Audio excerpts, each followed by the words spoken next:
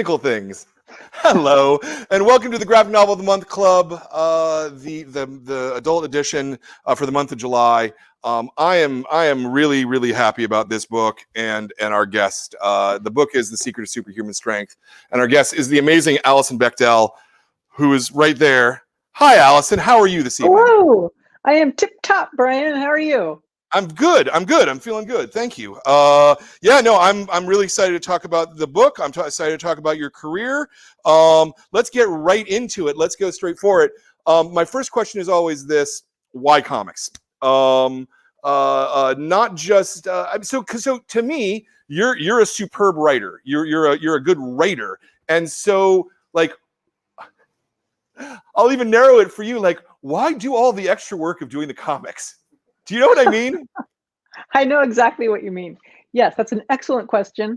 Thank you. And for me, I think, I don't know, I've always just had a very mystical attraction to the way that my drawings looked with words added to them. Letters and numbers combined with drawings equals some kind of magic for me. Just there's something pleasing about it. And I have a sort of fancy highfalutin theory for why I chose comics. Well, I have several highfalutin theories. One is that, I grew up in a family where everything was about appearance, but things weren't what they actually appeared to be. There was always something else going on. So I learned to not quite trust appearance, and I learned to not quite trust language. Language always seemed very slippery and vague.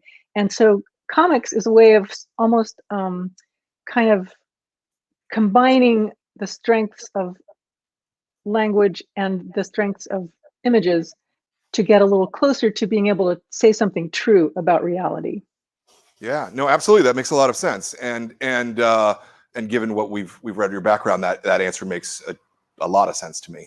I want to sort of, because you're the first guest that we've had. This is like our, I don't know, we're close to our 150th show, something like that. You're the first guest that we've had who came out of, sort of the alternative newspaper cartoon strip tradition. And I'm really fascinated about that sort of whole period in the world where,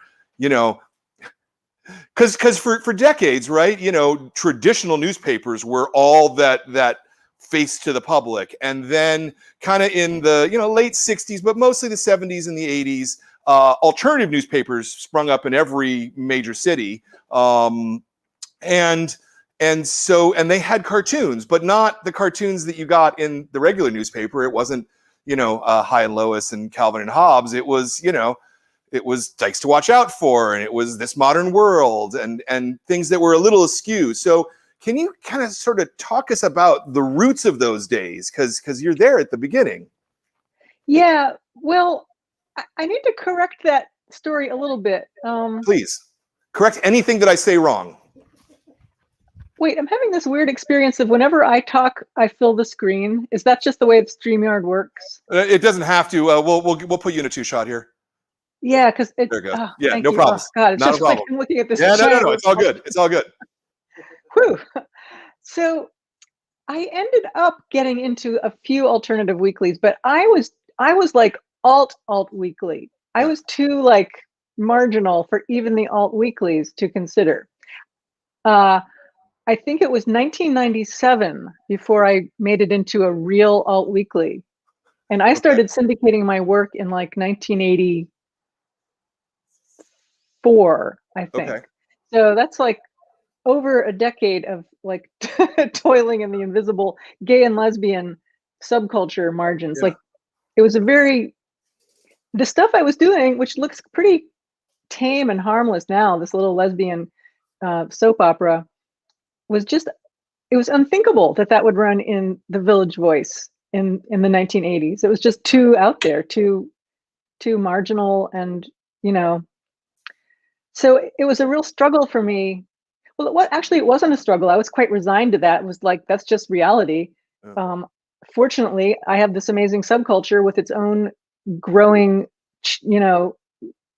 bunch of newspapers. All the cities with all weekly papers also started having gay and lesbian newspapers in the 80s and 90s, and that became how I earned my living, actually, just like going from paper to paper and peddling my comic strip to them, which is very much how the alt weeklies worked too, but they were reaching a larger audience than I was. Yeah, yeah. So when you started the strip in 83, is that right? 83? Do I have the date right? Yeah, that was when, but I So was just doing it for one newspaper at that point. It took me like a year or two to start circulating it around. Yeah, and it was on you as the cartoonist to go and sell your work. There wasn't a syndicate, obviously, of any kind. Yeah. No. And that was true for the alt weekly people too. I think they were all doing that same thing, except Matt Groening had some nice lady who did it for him. Right. Yeah. How did you know about the sources, like the newspapers in other cities? Obviously, you know what's local, but God, you know, this was pre-internet, right? There's not bulletin boards to go in. There's not a Facebook group to check in. Totally pre-internet. There would be things like, I mean, it's at a certain point down the road, there was a guide that this network of newspapers published, and they'd sell that, you know, and it would be worth investing, you know, $20 in this book every year. But before the guide came out, it was just hearsay. You know, if I traveled to another city, I would get their newspaper. I would go to their gay bookstore or their women's bookstore if they had it. Yeah. Another way that I made money when I was starting out was selling postcards of my cartoons to gay and women's bookstores. It seems so implausible now, like selling postcards. My God, how much money can you make doing that? But I didn't need that much money back then, and it helped. It was very useful selling all that stuff. I had a whole little side business of selling T-shirts and crap. Yeah. How long did that last? That lasted a long time, till about 1997 or 8. I think I finally threw in the towel on that. Okay. Was it just labor intensive? Was the problem at that point, or? It was a lot of work, and it just started to not be making enough money for that work to be worth it. It was for a while, but you know, the formula just kept shifting a little bit. I started being able to earn more money from the actual comics, so that made it less, you know, who wanted to spend their time making a catalog and answering the phone to sell T-shirts. Like, I was very happy to be done with that at last. Right. Yeah. Now my understanding is that the first paper that you were in was also a paper that you worked in. You worked in the pay stub department. Do I have that right, or did I? It was hardly a department. It was a volunteer newspaper that, you know, a band of volunteers put out. It was a monthly feminist newspaper in New York City, with great articles and a big calendar of events. Like, that was one way pre-internet people stayed in touch, was there were these, you know, very up to the minute calendars, and so everyone wanted the paper. Right. Yeah, no, and I mean, I remember like around the Bay Guardian and the Bay Area Reporter, you know, they would distribute them here. They would, you know, have the copies here. The guys would come and drop off the bundles, and we'd be very happy to give them away for free. But it was all very community based, you know. Yeah, totally. Yeah, very, very, very different than today. Do you remember what was your first expansion city? I believe it was Philadelphia. Okay. Philadelphia Gay News was the first. I mean, the newspaper where I was working and publishing the comics, they didn't pay me. It was volunteer for the contributors too. So Philadelphia Gay News, I think, was the first paycheck I ever got for my comic strip. Wow. And so, like, about a year after you had started, is that right? A year, within 2 years, certainly. Yeah. Okay. And it looked to me, I mean, I used to have all the original books, but, you know, nowadays we only have the big essentials as sort of what's left. So it looks to me like it really was a couple of years, like I think 87. So like 4 years after you started the strip, before you started going to the format where it was about Mo and all of her friends. Yeah. Yeah, you know, yeah. So for a couple years at the beginning, it was really just single panel cartoons Okay. with captions, like New Yorker type things that I I did in see. the Okay. paper. I did that for at least a year, actually. Okay. And I found that those were getting really difficult to come up with, like something that was punchy enough to stand on its own was hard. But I didn't Yeah. feel ready to move to a strip because I didn't know how people drew the same characters over and over again so perfectly. So I did start drawing strips, but I would kind of make up new characters for each one Yeah. for a while. And I did that for like a year and a half maybe. And it was 1987 when I first started writing about regular characters. Yeah. And I'm always just evolving for ease of writing. Like I found those one-off strips really hard to do after a while because I had to keep coming up with new scenarios. But with regular characters, it was like I'd just get a story in motion, and it was much easier to start writing the next episode because I already had, you know, a story in place. Sure. And at a certain point, I assume, maybe I'm wrong, but the characters start writing themselves to a degree. Yes. Yeah. Yes, exactly. Yeah. Took a while. Yeah. Yeah. So when you started with the regular cast, how many papers were you in at that point, would you say? In 1987, that's a good question. Roughly. I'm not. Probably 20, I would guess. Oh, Maybe okay. maybe 2 dozen. Uh-huh. Uh-huh. And at that point, I was not quite making a living. I still had a part-time job, and I made the other half of my living from the comics. Yeah. So yeah, probably 20 newspapers. Yeah. And so like back in the day like that, I mean, what were papers paying? Like $15, $20? 10 10, bucks? 15, Okay. Yeah. 20, yeah. Yeah. Or nothing. Right. A lot Right. of them Okay. paid nothing. Yeah. Yeah. But So it would add up, you know, no, it does. I amazingly. mean, absolutely. I mean, I guess I wonder because at those days, again, pre-internet, you had to mail the strips physically out to each paper, right? And Yep. so, like after postage, was it even a minimum wage job? I guess I never liked to count, but I know it took me yeah. a really long time to ever break the $20,000 a year income Right. mark. Yeah. Yeah. How did you, that sort of at the peak of your audience, how many papers were you in, would you say? You know, I used to say the number 50, but I don't think it was ever really 50 all at once because they were constantly folding and new ones starting. Sure. But certainly 40, you know. Mm-hmm. Mm-hmm. Yeah, it And was a big operation. was it almost a full-time job just sort of keeping up on the back end of it those days?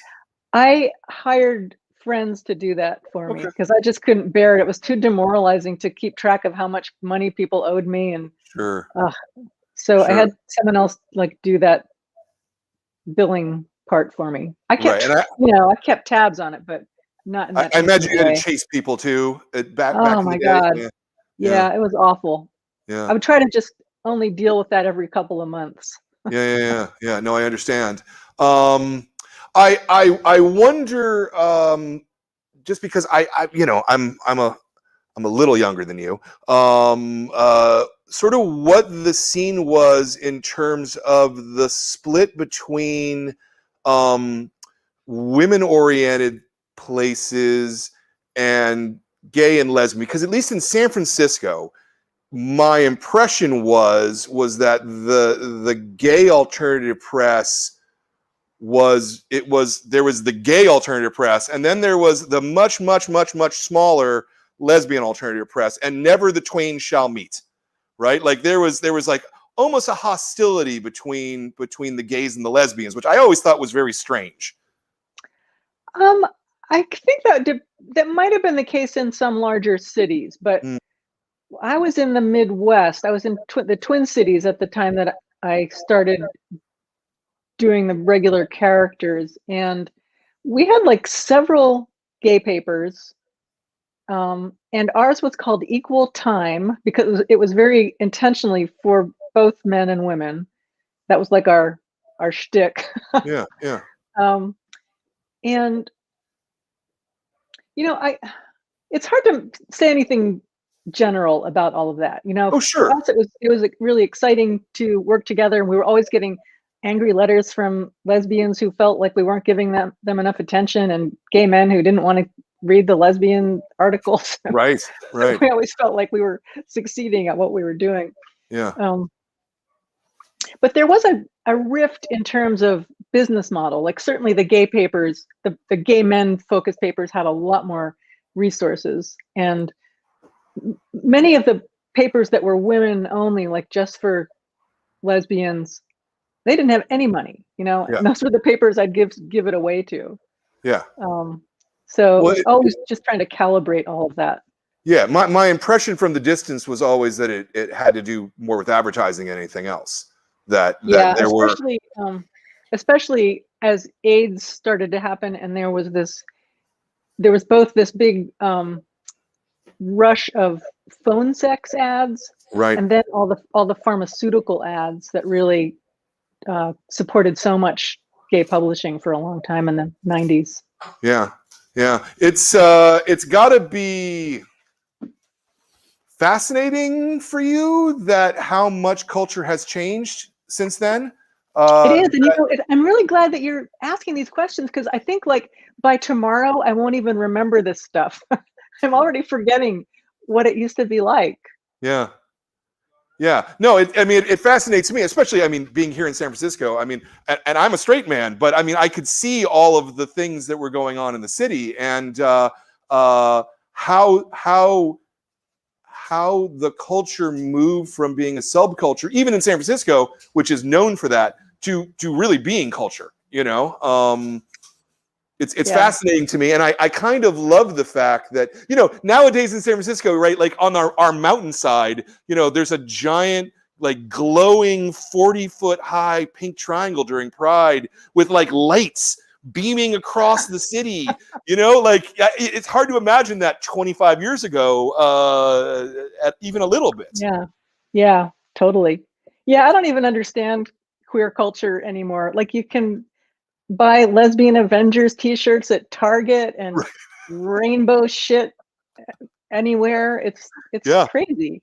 Yeah, this year the comics industry went all in on variant covers, right? So like periodical comics often have multiple covers on them, and so for June everybody was putting out their Pride comics. Nothing didn't change on the inside of the content, but there was a cover that had some rainbow flags on it, so that everybody's supposed to buy it, I guess. Yeah. What are you gonna do? What are you gonna do? It's better than the alternative, right? It is absolutely better than the alternative. Yeah, yeah. Yeah. I don't want to go back to the bad old days. Yeah, absolutely. You said that the original newspaper that you worked for was a monthly. Yes. And in the manuscript, it said that you're producing the strip bi-weekly, every other week. Did production increase? Were more places? I guess I'm trying to figure out how to square that particular circle. Yeah, well, that first paper was a monthly, and then as I started syndicating, these new papers, like the Philadelphia Gay News, were bi-weekly. That was kind of the model for these gay papers. They were bi-weekly, and they were a tabloid format. And so that's how the size and shape of my strip evolved. It was to fit along the bottom of one of those pages, or it could be stacked vertically depending on the format. Yeah. So, yeah. But bi-weekly was the frequency that they all published at. Yeah, because most of the alt weeklies, at least, were weekly. Yes, and I was really glad for alt that. weekly. Yeah. Yeah, exactly.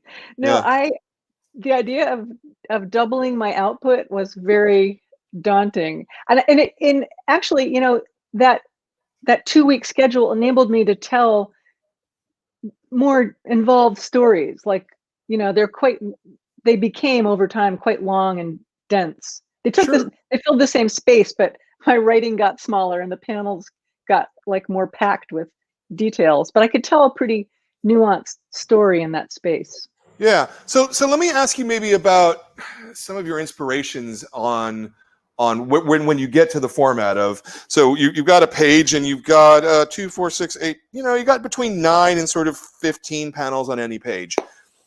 I have to imagine that most of the examples you would have from your childhood are pretty much all 4-panel strips, right? You know, Sundays are longer, but pretty much it's like, you know, set up the gag, tell the gag, end the gag, right? Like, and Yeah. so what was your beacon? What was your lodestone?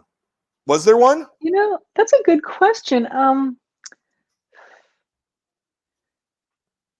I wasn't trying to do a newspaper strip in the, you know, like the strips I'd grown up with. I wasn't doing Nancy or Dagwood. I wanted to tell complicated adult stories.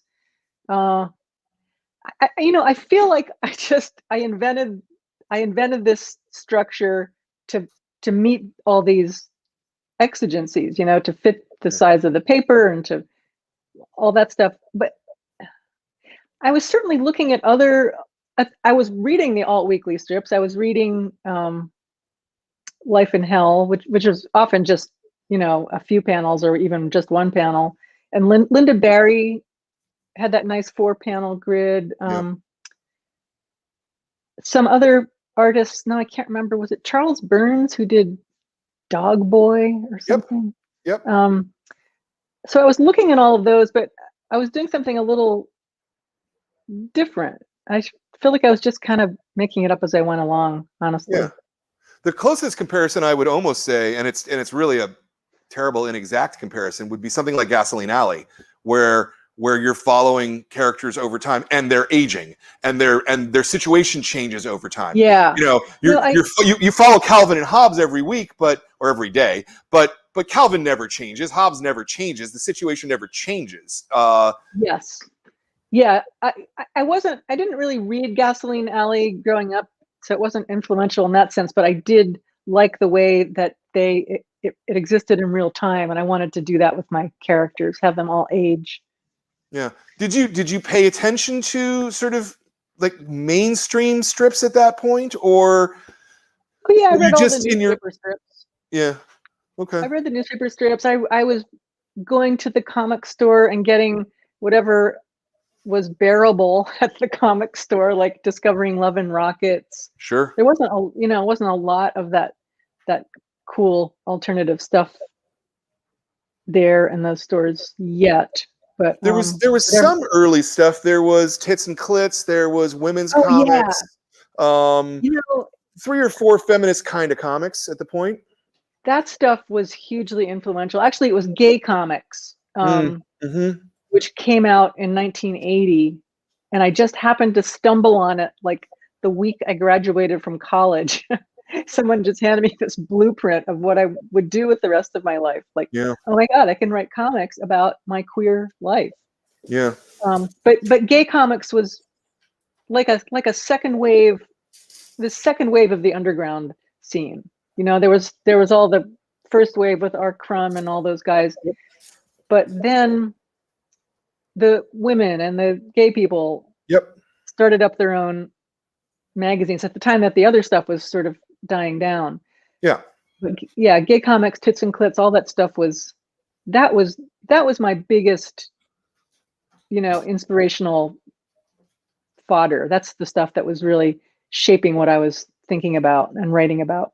Sure, because a lot of the undergrounds, I mean, you know, there's only so many jokes you can make or stories you can tell about getting really fucking high, you know, or you know, pretty much being ultra violent or super sexual, you know, and it was the women's comics, it was the Tits and Clits, it was even though there was a sexual element to them, obviously, but they were more political than anything else.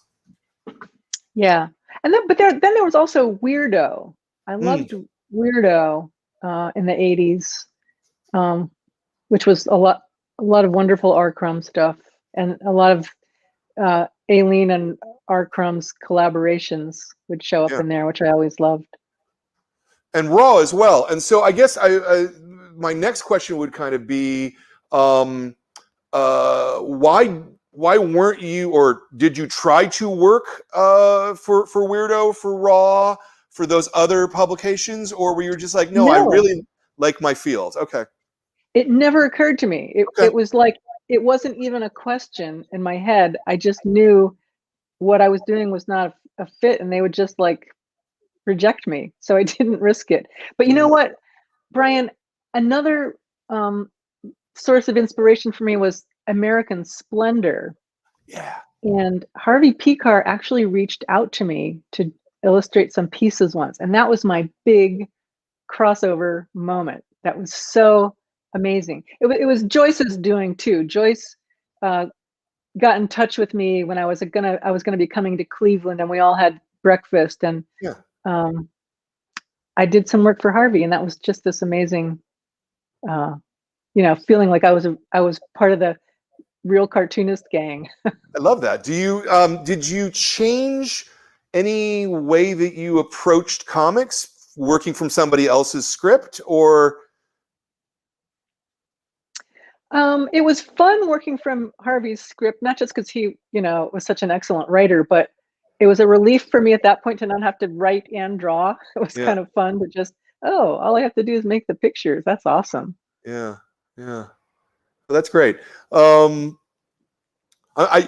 sorry for like focusing so much on the old stuff. I'm fascinated by a lot of this, and a lot of this, sort of history has kind of gone away, and No, I'm down with it. That's I don't feel like anyone's really that interested anymore, and I fear I really am going to lose my memories of it all. So this is good.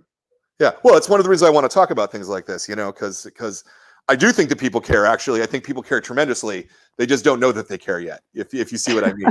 Okay.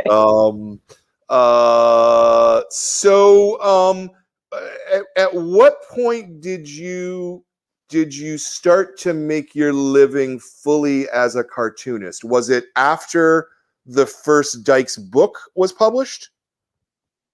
It was definitely after that. I think it was even after the second book was published. Might have been between the second and third books that I finally quit my job at the newspaper and stepped out on my own. Yeah, was 1990.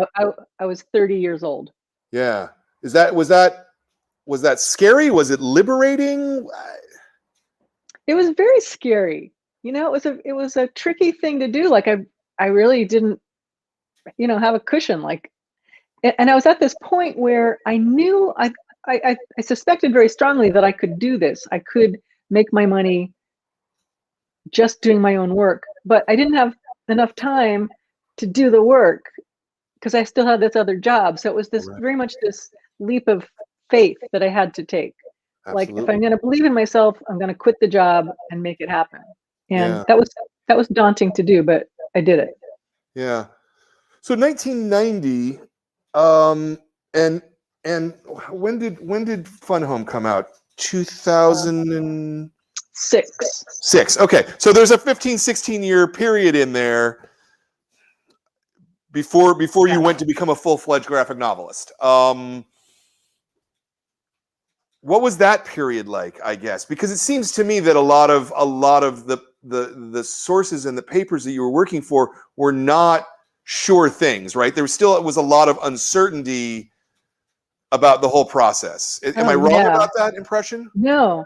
I mean, there were a few of those newspapers that were really solid and paid me well for all those years, but most of them were fly-by-nights. They'd start up, they'd fold, they wouldn't have money to pay me. So it was a very interesting period, that 15-year stretch. It was like an uphill and then a downhill trajectory. At first, there were more and more papers. There were more and more gay bookstores and more women's bookstores. And, as this community cohered, there was demand for my stuff. which was great. And I just kept doing a little better each year. And that was true until maybe the late 90s. And then it started slowly going the other way. And it was partly the internet, you know, having an impact on this whole scene. It was partly just gay and lesbian culture shifting, where people, there were started to be some really fancy, glossy gay and lesbian magazines that, you know, weren't the kind of place where my comic strip would run. And so the culture was changing. Was it more mainstreaming? Is it was that? like, yeah. It was like, I'm thinking of Out magazine, which was kind of I was thinking the same thing. Yeah. Like the gay version of Vanity Fair, and there was always a celebrity on the cover, and it was very, you know, it was a glossy. So as there, you know, we got this more kind of surface legitimacy, the ragtag edges started to drop off, and I was on that ragtag edge, you know. I began losing papers and losing income, and it was eventually even my small feminist press that published my books went bankrupt. So it was around 1999, 2000 that I began working on this other side project, this memoir project about my dad. And I just kept working on that and kind of putting as much energy into that as I could while this other stuff was starting to crumble. And fortunately for me, it was a gamble that paid off. You know, it's just very lucky. What did I want to ask? I remember actually just before Fun Home was came off the press, I lost my biggest gay and lesbian venue, which was Planet Out, this wonderful website that used to come out. Travel website, right? Yeah. It was just a general thing in the early days. Might have turned into a travel website. But it was funny that it was that so close. I often felt like I got rescued off the deck of a sinking ship by the helicopter of the graphic novel craze. Yeah. Was it exciting though that things were becoming more mainstream, and so you weren't quite an outsider anymore, and yet you can't make a living? I don't know. I'm just trying to fathom sort of that period between one state and the other. I was very bitter in that period, you know, because I wasn't making it at that point, you know. I was, you know, fading into the margins even more than I had been. Sure. And that was frustrating because I felt like my work was getting better. I felt like my work was really good. And actually, in fact, this brings us back to the alt weekly thing. I had started making some inroads into the alt weekly world, which showed me that straight people were willing to read this cartoon about a bunch of lesbians. And that was very exciting to me. So it was just ironic and sad that I just started at that point when the work was really getting out there and getting good, that it was becoming less feasible, you know? Yeah. It's funny because, you know, this afternoon, just to prep for this, I sort of read all 1,000 pages that you've drawn in books. It was a lot to read, but Dykes is not, I mean, it's obviously, it is very gay content, but it's not, it seems so mainstream to me today. Do you know what I mean? Like, it's not, not out there. It's not like pushing an agenda. It's very, it's what you see on television. It's what you see in the world everywhere. Yeah, but just the fact that these people were out and, you know, not apologetic about who they were, just living their lives as a matter of course, that wouldn't fly for a long time. It started to be okay, but and I lived through that, and in a way, the comic strip was about that cultural shift. The characters are always commenting on it and, you know, participating in it. Sure. Well, what is for me at least, I appreciate your the pioneering nature of what you did, you know, because as I say, it seems so normal right now, you know, and I know that it was hard, you know. Well, that's the thing of, I mean, I don't mean to be self-aggrandizing, because I'm not really a pioneer. There are other people who really were pioneers of gay comics. Understood. But yeah, stuff that was once cutting edge looks very, very tame now. Sure. And the thing I'll say is even though you weren't necessarily the first, you did it for 25 years. You know, I did. I was persistent. That is an amazing thing that you should be very, very, very, very, very proud of, and you should, you know, sort of hold that in your heart as, you know, a wonderful achievement. You know. Thank you, Brian. Well, I wouldn't say it if I didn't think so. So you started working on, as you put it, the side project of this book about your dad, which ended up becoming Fun Home.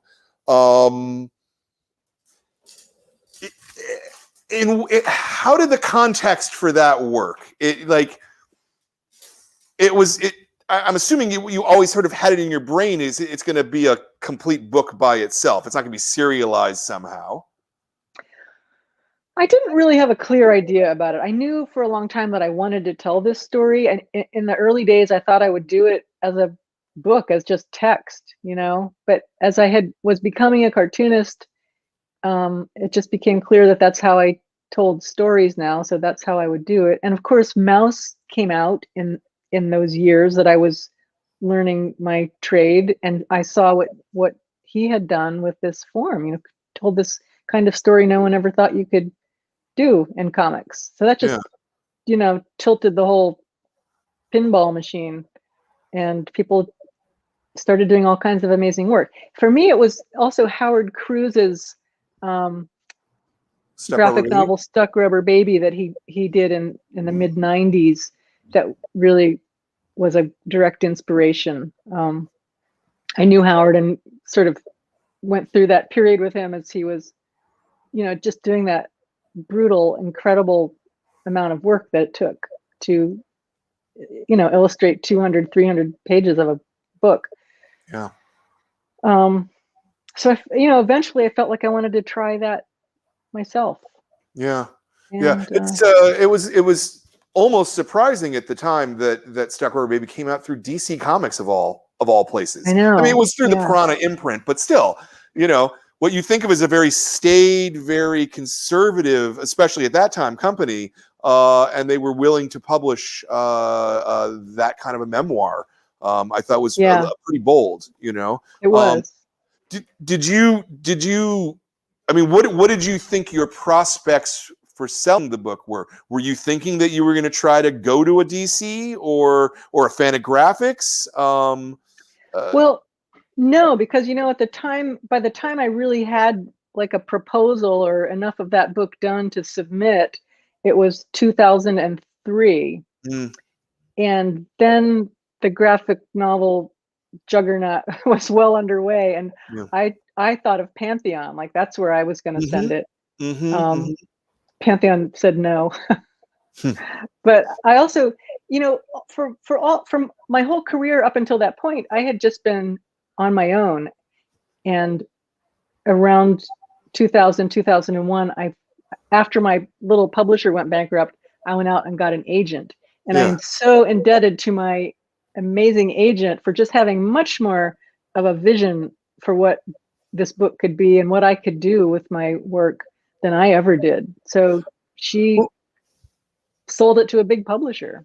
Yeah, I mean, certainly agents for graphic novels were not unheard of at the time, but it was a pretty rare occasion. Yes. I didn't know. I just knew that my writer friends were saying, "Oh my God, you have to get an agent. You're crazy if you don't get an agent." So I just did that, and you know, everything was still kind of fluid. Like Fun Home was the first graphic novel Houghton Mifflin bought. People didn't really. Everyone was just figuring it all out. What kind of package did you put together for them to buy? I mean, was the manuscript complete as a I'll comic? show it to you. Oh, I'm going to show you a little show and tell. Yeah. see if I can find it. I just got this out the other day because I was so proud of it, and I was trying to. I'm always trying to copy it for other book projects. Can I share my screen? You can. Jordan, tell her what she needs to do. At the very bottom. At the very thing, it says share. At the very, very bottom of the screen, all the way on the bottom, there's a button that says share, and it looks sort of like a box with an arrow. Or like a plus. Got it. A plus, yeah. And then it'll Okay. say, do you want to share a window or share your whole computer screen? Okay. I'm going to share. I'll just share the entire screen and make it work. That's fine. If it lets me. It will eventually, I'm sure. And there it goes. Can you see that? I can. This is, I Jordan, made why a don't you graphic. one-shot that? Yeah. Go ahead. Sorry. I made this kind of graphic synopsis of the book. So it was set up like a comic. Mm-hmm. And I did this super boiled down version of the story. I had done a lot of writing and drawing at this point, so I used that to lay it out. And I did a page for each of the chapters, like describing the theme and the action of that chapter. Okay. And it was really tight, and it actually helped me to think about the book and to think about how I was going to finish it. Interesting. So it's almost like a chapter outline in its own comic. That is really cool, actually. Yeah, and I bound it along the long edge, and so this is broken up. It was this centerfold that then became that image in the book of the boy on the bed. Yep. It was just this super tight little comic. It was like a little mini comic, basically. Yeah. Yeah. Oh, that's really cool. That's super cool. And at that point, I'm assuming the script was pretty much 100% written at that point, or? No, I can't remember exactly how much, but it was just kind of fragments. Like I had bits of each chapter done. I didn't have the ending written. It was maybe half written. Okay. Okay. And was any of it drawn? Was some of it drawn? I had like a few pages of each chapter drawn, and that's what I drew on to put this thing together. Interesting. And so you drew it not in order, then, is what I'm hearing, that you did some pages and then my agent had the idea of you should draw at least the beginning of each chapter so people can get into that before you leave them to the words alone. I see. So that's what I did. And did you end up changing a lot of that since it was so early in the process, or? Not really. This was, I had done a lot of work, and it didn't stray too much from this. I mean, it got richer and denser, but nothing major changed, I would say. Sure. My understanding is that you are, absolutely writing first. Everything is the writing your own script for yourself. Yes. Yes. Yeah, pretty much. I mean, So it's a funny way of writing. Do you want? Can I share another image? Please share everything you want to. We love seeing process because it's fascinating. Okay, I pulled up this sample of how I write. Can you see that? Okay, I can't tell what's. It's if you want to maximize that window, it might be a little better.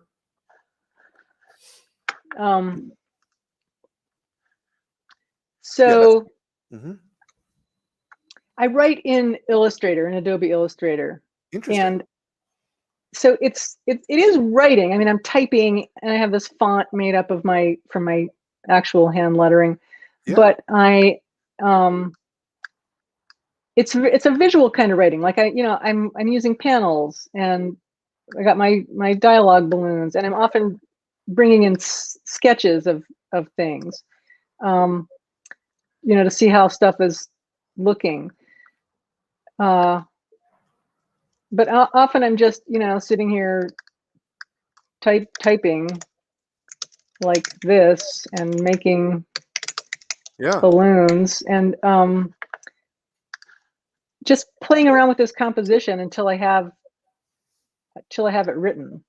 So you're almost doing not verbal, but word-based thumbnails, I suppose.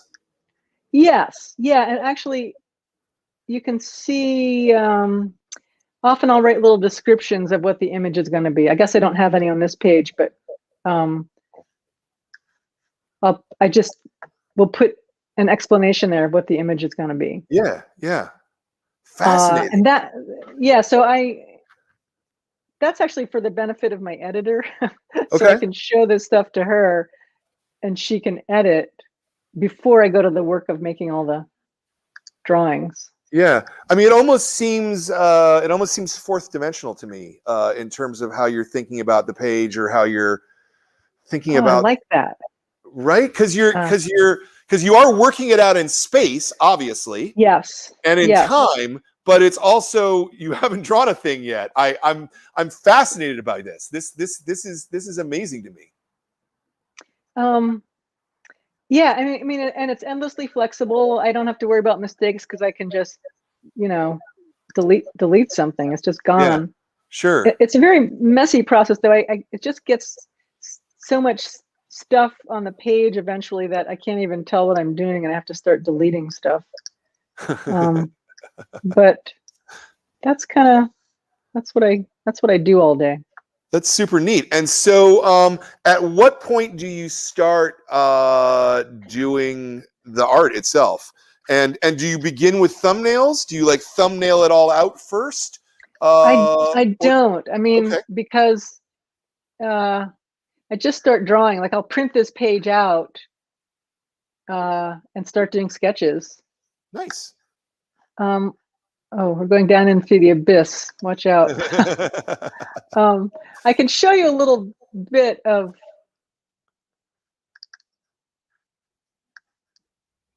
here. Will this work if I show this keynote presentation? Can you see that? Yep, 100%. Like this is what a page looks like when it's all finished being written. Like I'm ready to start drawing. I'll print that out and start doing my research. This is a scene about a karate class, so I do all this visual research. All this stuff goes into it. I do a lot of posing for reference shots, and then I just start sketching. Rough pencil sketches, refining them a little bit with pen. Just working it all out. That photograph step. What percentage of the panels would you say you're pre-staging, and what are you kind of just free drawing? I don't do any free drawing. Interesting. I wish I did. I wish I were more, self-reliant in that way. But I'm always looking at some reference. And was this true on the strip as well? In the early days, it was not. In the early days, it was much looser. But the more I did it, the tighter it got, and the more layers of sketches and the more research I would do. Yeah.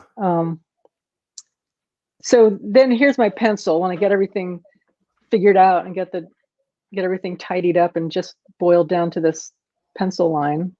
Yeah. And there's the ink. Nice. Nice. I like that. And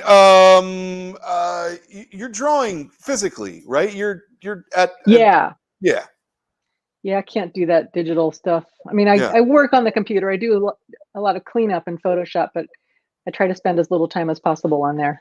Well, it's fascinating because you're setting up the whole thing. I know. Yeah. I spend so much time there writing. The last thing I want to do is draw on the computer. Yeah. No, that makes a lot of sense. That makes a lot of sense to me. Yeah, no, I love your line work, and it's pretty obvious that it's pen and ink to me. I love it so much. Let me ask you a question about the physical boundaries of a page, because when I looked at your 1,000 pages all in one day, one thing I very much noticed was that Dykes is Beggs is very rigid, right? Now, this is because of the nature of it being, you sort of have to put it into multiple places where you're not sure what they're going to do. But like, Right. you know, even on any given 2-page spread, like the panel side, the shapes of the lines are the same throughout the entire book. There's pretty much no variation page to page to page, if you see what I mean. Panels are chopped up, right? But each line is the same. Fun Home, you loosen that up quite a bit, you know, because you're not a little bit. Yeah. Mother, it's much looser, and then here on Superhuman Strength, I mean, it's very loose. You're actually, I would say, for the first time, really using the Comix page as a page on Superhuman Strength. I'm glad to hear you say that, because the page has sort of eluded me. You know, as a strip artist, I never had to think about the page, and I've had to learn as I go, and it's just, I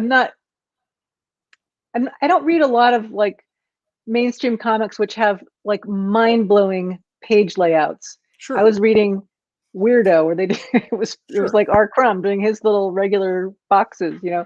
So I didn't really learn about, you know, how to visually design a page, or let alone a spread, you know. Yeah. So I've just kind of been, you know, trying to teach myself as well as I can, but it's not something like I have an instinct for.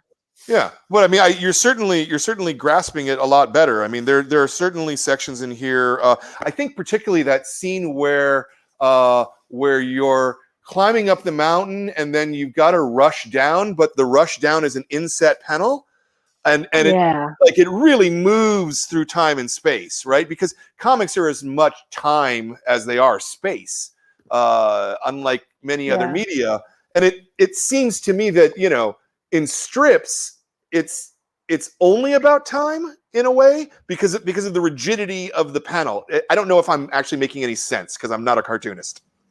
I think that holds water. I mean, the space is given, so you can't do anything to push against it, really. Yeah. But I'm glad you saw that. I guess it might have been more notable going through all the books in one day.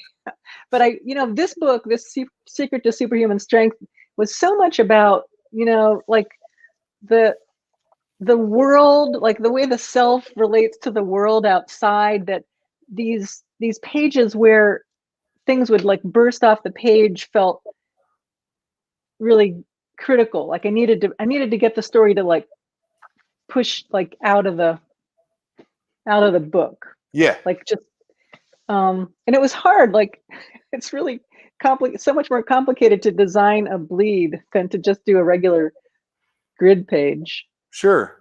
Well, when you made the switch from strips to graphic novels, did you have to learn sort of the language of the page turn? You know, that on this facing page, you have to have something that propels you. You know. Yes, and it was actually very thrilling to me to learn that there were constraints. You know, when I first thought about, oh my God, how am I going to fill 200 pages? I can do anything, anywhere. I can't. That's overwhelming. But then I started learning all the rules, and the biggest rule was the page turn. What shows up at the top of the left-hand page, and put all your surprises there. And once I had, you know, something to latch onto, then I was able to start filling those pages. Yeah. Fascinating. It's fascinating how it changes. Jordan keeps throwing up the question thing to me, tells me I have a question that we have to ask. So I'm going to ask that question, which is from Pudrigo, who's one of the best contributors here at the Graphic Novel Club. What are some opportunities and/or challenges involved in being author and character in regards to your work and to your personal life? That's a big question. That is a very metaphysical question. Yeah. You know, yeah, because I write about my own life and my own self, and it's weird. You know, I feel like I don't think I can be very coherent about this, but sometimes I worry that all I am is like these stories that I put out there. Like I don't really have any inherent existence of my own. I feel like I even have come to resemble my cartoon avatar. Like okay. like maybe I'm just a cartoon. And it's weird too, having lots of people know intimate stuff about my life. Right. I think this interview has been really fun because I haven't had to talk much about that stuff. We've just talked about comics and craft and the business. Sure. So I can relax. I don't have to talk about myself. Sure. Sure. But I often feel like I'm performing some weird version of myself, and I'm never quite getting it right. Well, let me ask this question then to follow up on that. Do you find yourself sometimes an observer in your own life that you're like, oh, this'll be great for the next book? Yes, I do. And that's, not a great way to live because it means you're not really present. Yeah. I don't know. Like today, my partner went out to run some errands and she really wanted me to come with her. And I really wanted to go with her, but I had to answer these interviews for the Brazilian edition of The Essential Dykes. So I said, okay, I'll come, but I'll bring my computer. And while you're in Home Depot, I'll work on my interviews. So I'm always leading this like weird bifurcated existence. Right. Never quite. Well, but you're doing something you enjoy, right? I mean, you do enjoy this, right? So yes. So shut up, Allison. Nah, I wonder too. In terms of Dykes, I'm assuming that Dykes is not strictly autobiographical, right? That it's no, not at all. That's fiction. Yeah. Because you look very much like Mo. The things, but parts of those things were things you experienced or friends that you knew and you sort of synthesized? I would occasionally lift specific things from my real life, but surprisingly, no, all those people were just versions of myself. I mean, they look different, but that I was able to write about them because I made them all kind of little spin-offs of me.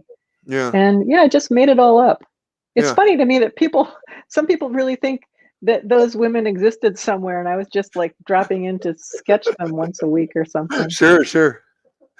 Like well, one of the things that makes me think is there's a kind of a section, I want to say it's in Fun Home, where you talk about how you can't write fiction. I'm it's in Are You My Mother? I say something like I can only make stuff up about things that have already happened. Right. So it's an interesting, because for 25 years you did make things up. I did. I did, but it also, writing that comic strip felt to me in many ways like a kind of journalism. Like I was really trying to make a picture of the culture and the things that were going on, the politics, the trends, the issues people were talking about. Like I was trying to fit all that stuff in, so it was like writing a newspaper article in a way.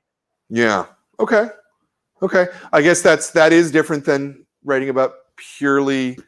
I mean, no one's asking you to write Wonder Woman, I guess. Well, I remember one time I got invited to the San Francisco Book Festival, and when my plane got in too late for me to be on the gay and lesbian nonfiction panel, they put me on the gay and lesbian fiction panel. So whatever, I'll take it. Yeah. No, that sounds good.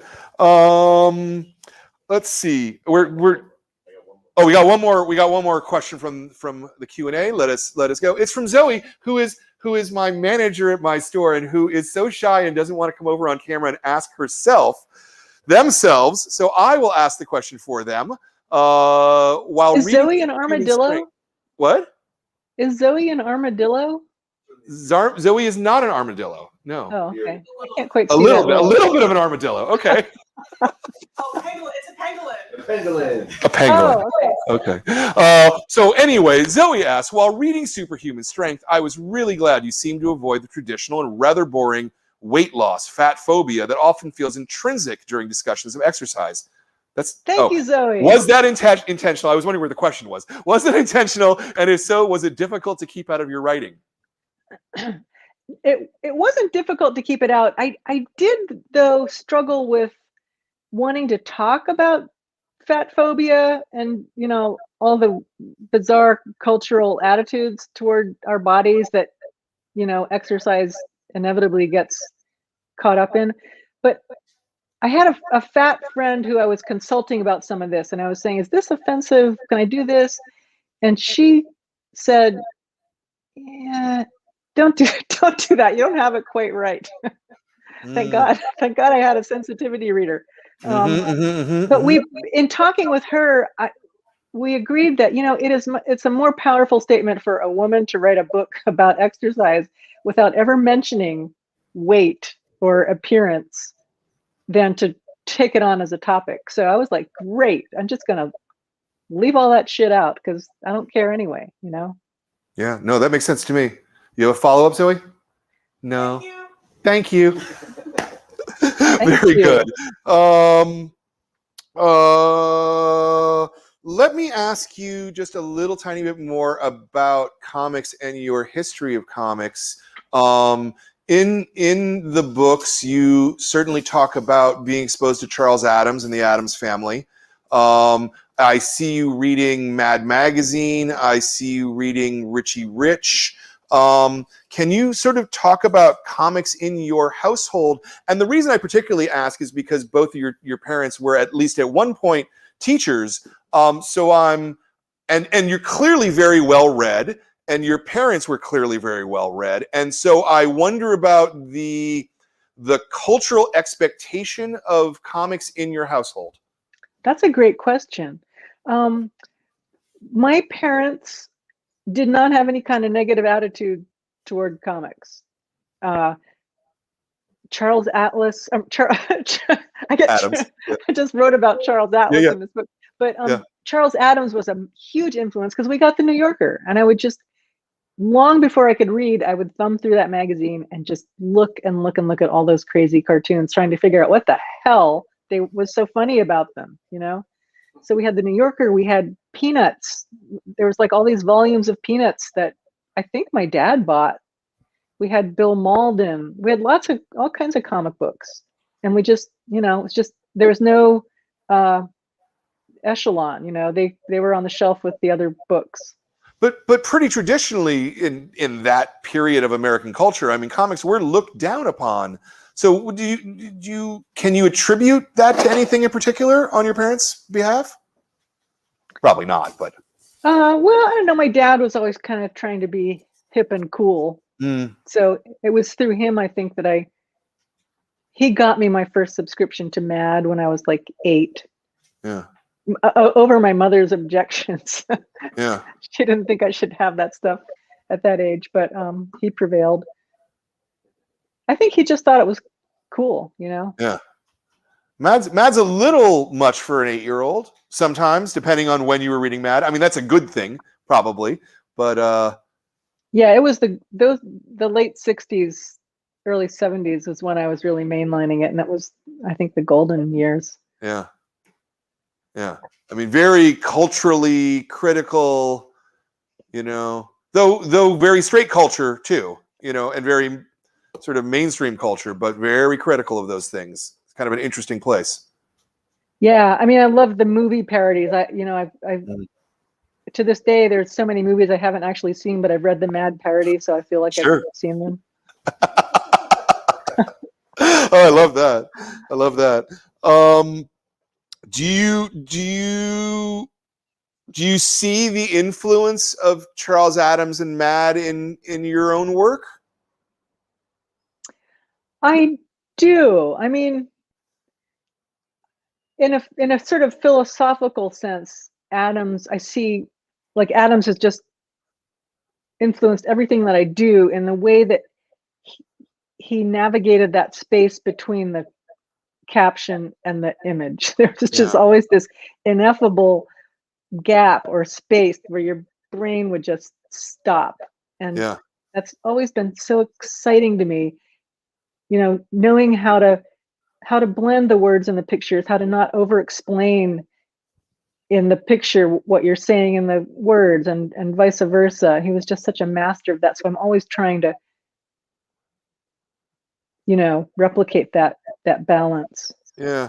I also see a fairly large amount of Will Elder in your stuff, just in terms of just the level of detail and the level of kind of noodly little detail, Yeah, he was a big influence. I had a lot of older Mad, anthologies, and I just loved his stuff, all his bizarre little, the bat.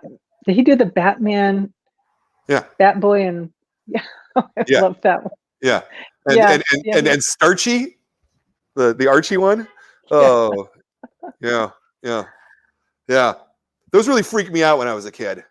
Both of those stories, because there was something really dirty about them, but there was nothing overt. You couldn't point to a panel and go, "Oh, look, there's something wrong here." But the Batman one was, or the Super Duper Man, with the way Lois Lane treated Superman. There's something very kinky about that. Yeah. No, fascinating. So you, I mentioned this in email, and I don't know if you have a thought about this, but I had this thought that popped into my head in terms of Fun Home, and in terms of Fun Home becoming a Broadway musical, that you share that lineage with a very, very, very, very small number of cartoonists, primarily Harold Gray and Al Capp, both of whom I would not say would even remotely share your politics or your point of view. I don't even. Who is Harold Gray? I don't even know. Harold Gray is who did Little Orphan Annie. Oh. Right. Oh yeah. Okay. Yeah, and then Al Capp is what? Why am I blanking now? Little Abner. Little Abner. Yeah. Which was also a giant musical on Broadway. And I never thought of that little grouping. That's very funny. Yeah. It's a strange little group to be in, right? Yeah. Feels like it's a Jeopardy question. It would be a very good Jeopardy question. Yeah, what a strange thing that was. Well, I don't know. What about Edward Gorey? He had a Broadway show. Was it a musical? It wasn't based. I don't know. I never saw Dracula. Yeah, I don't think it was. I guess not. Yeah.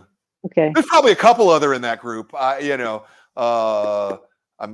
that there's at least Jules one more. Pfeiffer. Pfeiffer, yeah, absolutely, yeah. But again, not musicals. Right. Yeah. I don't know. Just struck me as a thing. Did you? Were you? So I assume you didn't really read Little Abner or Little Orphan Annie. No, those weren't in my newspaper growing up. Yeah. Cool. One of the things that you talk about a lot, particularly in Mother, I think, is that you feel very competitive with other cartoonists and other people who are doing work in your space. And so I'm wondering, and push back if this is a question too far, I'm wondering if the raw success of Fun Home made doing Mother and doing Superhuman Strength harder, because your expectation was to beat your own self. Yeah. Yes. Is that a fair question? That's a very fair question, and it's true. But at the same time, I do want to say that feeling of tremendous envy and competitiveness was before Fun Home came out, and that has been assuaged a great deal by the success I've had with Fun Home. I'm not quite as abject as I once was. That was in those days when I was like losing papers every day and didn't have enough money to buy my next graphic tablet. Sure. But still, so nobody tells you this, but I mean, if you're lucky enough to have a successful book, you have a really big challenge ahead of you. And yeah, Are You My Mother was a difficult, painful book for me to write in many ways, because I was, I don't know, like, yeah, trying to top Fun Home and knowing I wasn't going to, and finally just deciding, okay, I'm just going to do this totally weird book and just do whatever I want. And it was just a arduous process, and it wasn't the book people were hoping it would be. That's always painful too. Like, I do feel good about that book. It took me a while to come around to feeling good about it. But I now feel like it did get to become the book it was meant to be when I let go of trying to replicate Fun Home. Yeah, I understand. And with this newer book, I actually kind of just wanted to write a book that was fun for me, Yeah. And I didn't have that same, I didn't feel the same pressure I had with Are You My Mother. No, and it very much comes across. I mean, there's a fluidity in Superhuman Strength that that feels very freeing to me. Mother is a little straitjacketed. It is. It's quite rigid, yeah. And very. It's all hewing to the reference photos I was taking. It's got this very camera-y feel. Yeah. But and Superhuman Strength it has less of that. It feels much freer. It feels much looser. It feels like you're having fun with it in a way that maybe even Fun Home, it doesn't feel like you had fun doing that book necessarily. Right.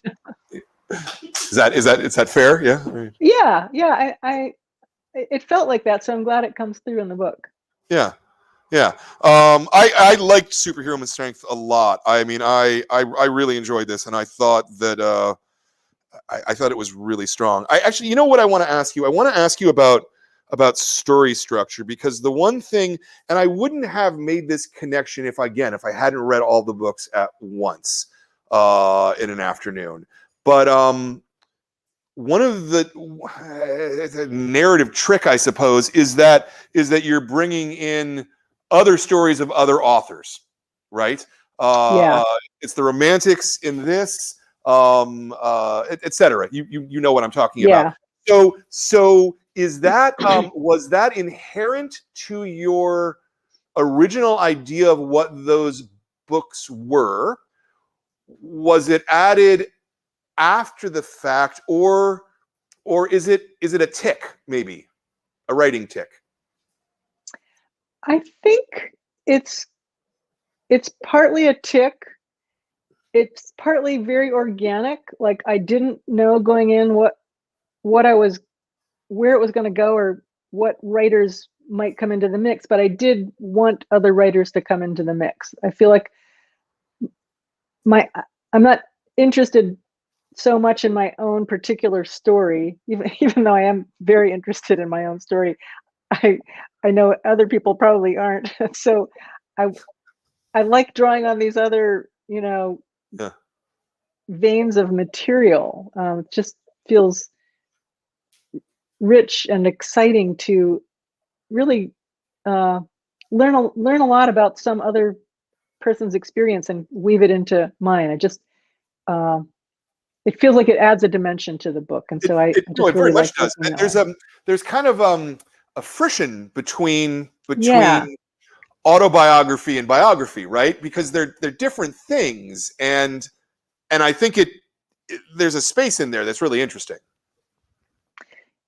In this book, I was really interested in not just these writers' personalities or what they wrote, but the actual arcs of their lives, like how their lives went. How did their creativity, go up and down over the course of their lives?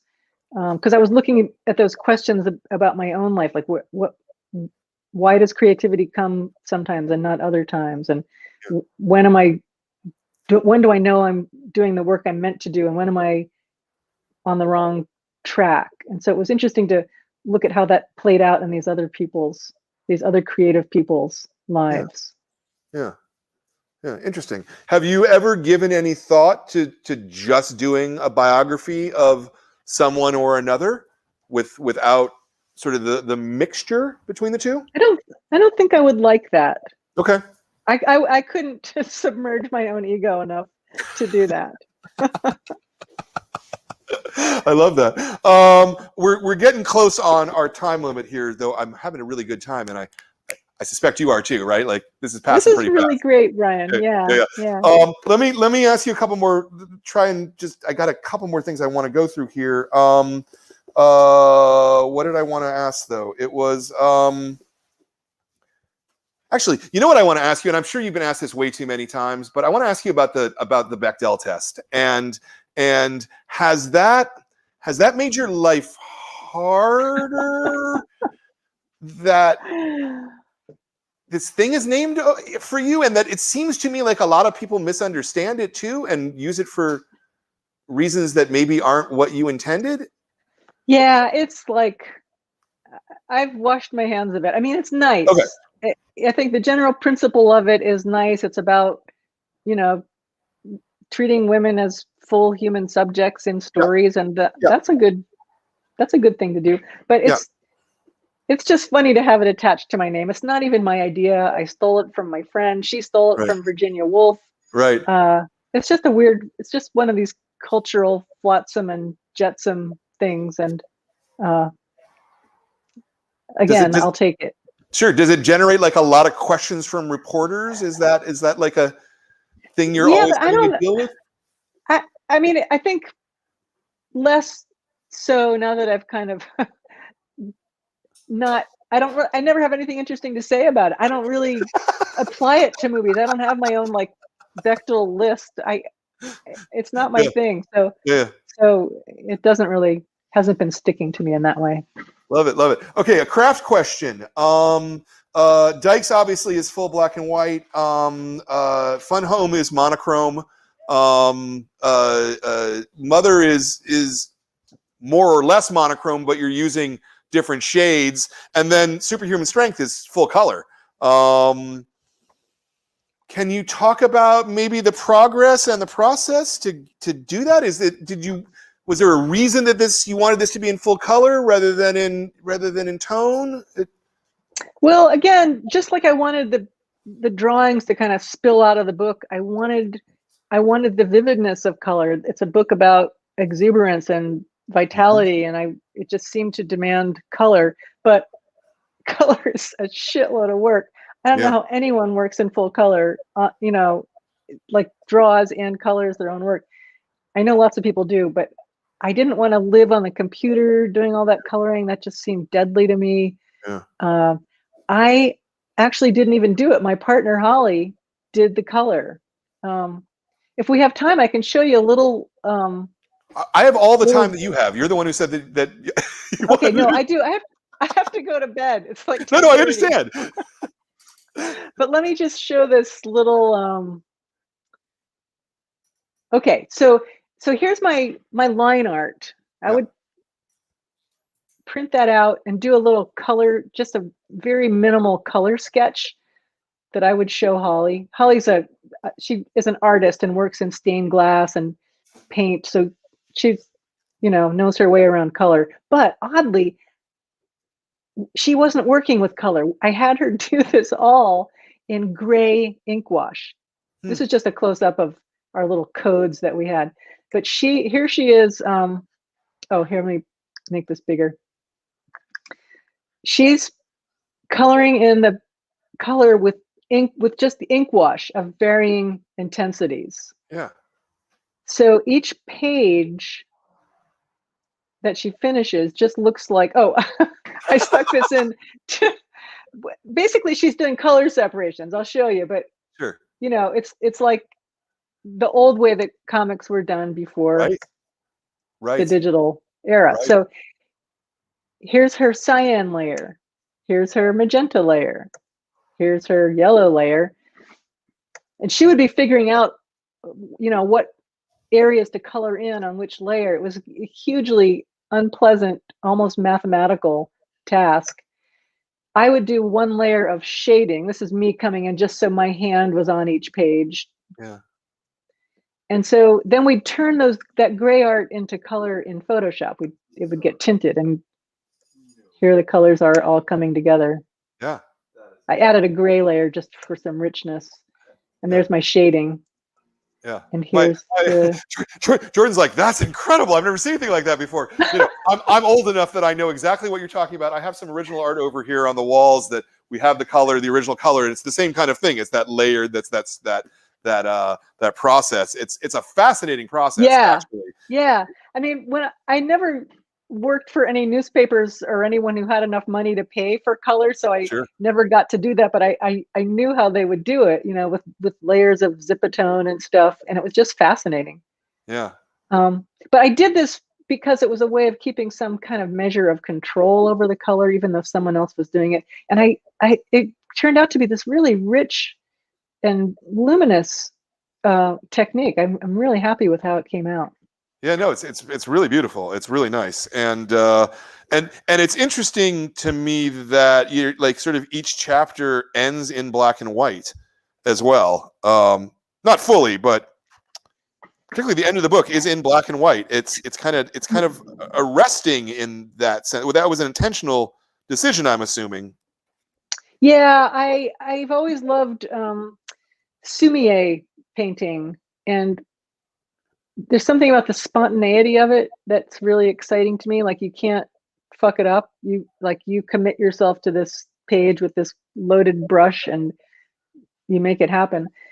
I wasn't doing really technically proper Sumier painting in those black and white scenes, but there was something, those were moments when I was trying to kind of lift the story out of the realm of the everyday, the sharply defined world that you see in all the other pages with the black and white, you know, the sharp black and white, the line art and the normal color. Here it's done with a brush, so it's very different quality of line. Yeah. And it's just kind of like things sort of blending and merging together in the way that life kind of does.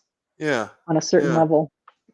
The other question I wanted to ask you about Superhuman Strength was it feels to me, and I don't know if this is true or not, but it feels to me that the end of the book is really recent. It came it right changed up to at the end or something. Did it change from what you thought it was going to be? Because it almost feels like the last 8 or 12 pages are tonally different from. Like, it's almost to me like you didn't actually know what the secret was until you got to the end. I didn't, but you know what happened was, I don't even know if I can explain this right. Like, you know, most of the book was all figured out, but I knew that it was going to end. I needed to bring it up as close to the present moment as I could. And the present moment was the fall of 2020. Right. And I was waiting to see what happened with the election. Right. The election happened. We still didn't know what was happening. I was inking and Holly was coloring. We had the television on for all those weeks. You know, it was like, where is anything going? You know, am I writing a book, you know, for the fascist authoritarian regime we're going to be living in, or are we going to have like a last gasp of hope that this book is going to come out into? So all that stuff was shifting constantly and changing the writing. And I was also getting into the flow with the book. Like it was really toward the end. I'd been working all year really hard on all these drawings and all the billions of minute details of the book, and I was just like living in the book in this trance-like way. So I think some of that ecstasy is part of the ending of the book too. Like I really was in this altered state. No, it comes across very much so, and yeah, I wasn't sure how you were going to stick the landing, but I was really pleased with sort of that final message about that it's not something external from us, that the strength comes from us and the world that we live in, and we have to live in the world and be part of the world. Yeah. you know, because Yeah. so many Yeah. things are about external validators, you know, and it's, you know, this is a really obvious thing to say, but, you know, the arc of your graphic novels have been, you know, analyzing how your father impacted you, analyzing how your mother impacted you, and now it feels like you've come to yourself in this book, if you know what I mean. I like to think I have, Brian. Thank you. Yeah, no, absolutely. Absolutely. That's a good note to end on, I think. Yeah, no, very much. I got one more question. I want to ask as a personal question. So you did the zoom in there. You did the book plates for the book. Oh yeah. Right, and Right. and it's out of focus. There we go. There it's in focus. And so you hand drew these. You individually hand drew 400 book plates and toned them. Yeah, that's just a marker. I did that with a marker, the shading. Yeah. That's insane. You're an That insane was person. I nothing. love you. That's great, but No, wow. that was fun. I mean, that was really fun. The really big chore I had was I had to actually do 5,000 of those for the publisher. Like, I don't know, they did some kind of special edition. 5,000. It took me like every night for weeks Wow. to mass those up. Yeah. Wow. But you know, you can't just sign your name. That's bullshit. Yeah. That's what most people do, though. I mean, honestly, God, you know, again, this is our 100th selection or something like that for the club, and everybody just signs a piece of paper. You know, you're the first person to hand draw individual. So that to me is superhuman strength, honestly, Allison. So yeah, and if anybody's watching out there and they want a hand drawn copy, we have them for sale, and Jordan will put that. So there's the link. You can buy them there, and we will sell them to you very, very happily. We always end the show. Well, there's two questions we end the show with. One is, what's next? Do you have the next book figured out? Do you know what you're doing? Are you already working on it? Are you taking a break? I'm working on the next book. I know it's going to be something to do with the topic of money. Okay. But I'm not sure what form that's going to take. It just seems like a very capacious and interesting topic. Okay. Interesting. And no deadline for yourself yet, or? I'm still working on the proposal, but hopefully it won't take 8 years like this one did. I'd like to get it done a lot sooner. Yeah. And then the last question I always like to ask is, there's a lot of people who watch this series who want to make comics, who want to do comics. They haven't quite figured it out in their heads. They don't quite know where to go. What's the piece of advice that you would give someone who wants a career in comics? And it doesn't have to be, you know, it can be philosophical, it can be craft-based, it can be anything you want. It can even be don't, you know, whatever it is. I guess I would say find a reader, even if it's just one person. Maybe you'll find a group of readers. That would be great. But find people like not you who can look at your stuff and give you feedback, and you'll know if they like it. I think it's hard to work in a vacuum, and it's tempting to work in a vacuum because you don't want to risk rejection or failure, but you have to get yourself out there. So find a way to find a reader who you feel safe with. Sure, especially when you're doing 200 pages at once. Yeah. Well, it has been an absolute pleasure, Allison. I'm really glad that we had this chance to talk. I really love the book, and I thoroughly recommend it to everybody who's watching at home. Thank you so much, Brian. Yeah, no, it's a great question. This was really fun. Yeah, well, you know, it's what I do. I think about comics in a different way than you do, but I think about comics every day, and you know, I like talking about them too. Let me do a little bit of business here. You can go back to a one shot for me, Jordan, if you would. Next month's graphic novel, the Adult Graphic Novel Club, is going to be Dave McKean's Raptor. Dave McKean is a brilliant multimedia cartoonist. This is a beautiful book. You're going to like this thing so much. It's giant too. It's enormous. And then on Sunday, our Classics Club, we're interviewing Joe Hill and Gabriel Rodriguez for Lock and Key. Next month's Classic Club is going to be ElfQuest, and I've got Richard and Wendy Penny here. And then our Kids Club this month, And this is a book that all of the adults here loved so much. The Dire Days of Willow Wheat Manor. Even though this is a kids club book, every adult should read this too, because it was hysterical and it was wise and it was a joy. So that's what we got coming up the next couple shows. And but this show was for the Secret of Superhuman Strength. If you are looking for a book to read, you want something, you know, to teach you about how the world works. And I don't know. I thought it was smart. I thought it was funny. I thought it had a lot of energy. I loved it. And I love Alison Bechdel. Thank you so much for coming. Yeah. Thank you, Brian. Thank you. All right. And thank you, Jordan, for running the show. Thank you, Zoe, for running the store. Thank you, The Beat, Thank you, for being our Zoe. sponsors. Thank all of our members for being members of the club. We will see you next month. Thank you. Bye-bye.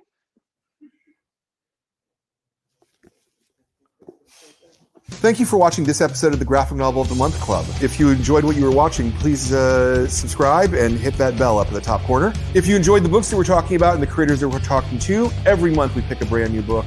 The staff votes on it. It's a program that helps keep our store alive, and we'd love to have you as a member. You'll get a new book every month. Just follow that URL at the bottom of the screen.